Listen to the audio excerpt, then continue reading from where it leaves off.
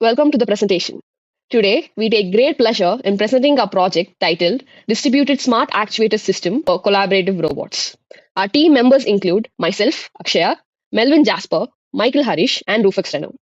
Our problem statement entails the conventional collaborative robot architecture present in the industrial environments, which rely on a central controller for both the fault detection as well as the corrective command. In a collaborative environment, when the fault correction signal is delayed, the humans working in the workflow are endangered. In order to mitigate this, we have come up with a solution to create a decentralized architecture which will detect the fault and implement the correction instantaneously at a local level. This will make sure to reduce the latency between the actual signal command and the correction of the fault and help save the life of the worker in the workflow. The prototype features include continuous and real-time monitoring of the health of the machines, which will include the vibration signatures as well as the proximity sensor data.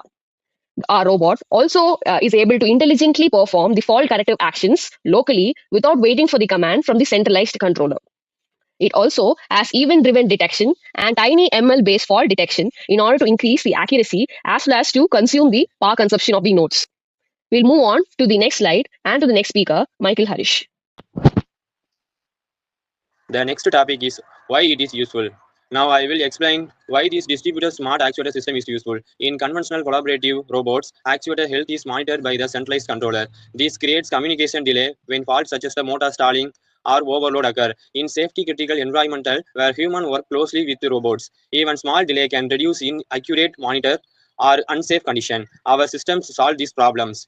Each actuator independently monitor its own condition and responds immediate without waiting for commands from the central unit. The significant reduce the reaction time, improving energy efficiency and enhance overall safety in human-robot collaborative environments. The significant reduce the reaction time, improving energy efficiency and enhance overall safety in human-robot collaborative environment.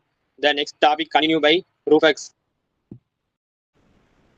Let's start with the flow of this project. The sensor data acquisition from IMU and proximity sensor send the signal to the TinyML interference on the MYOSA board.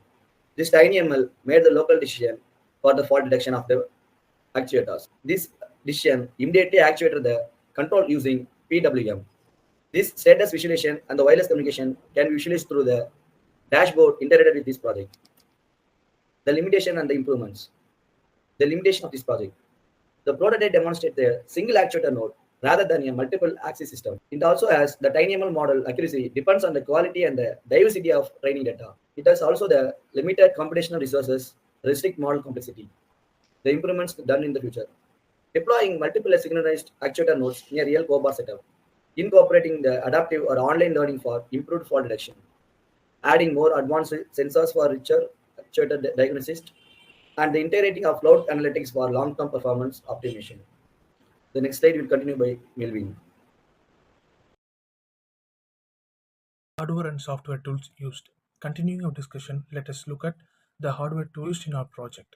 The core is MYOSA Mini IoT ESP32 board handling local sensing, decisions, and actuation.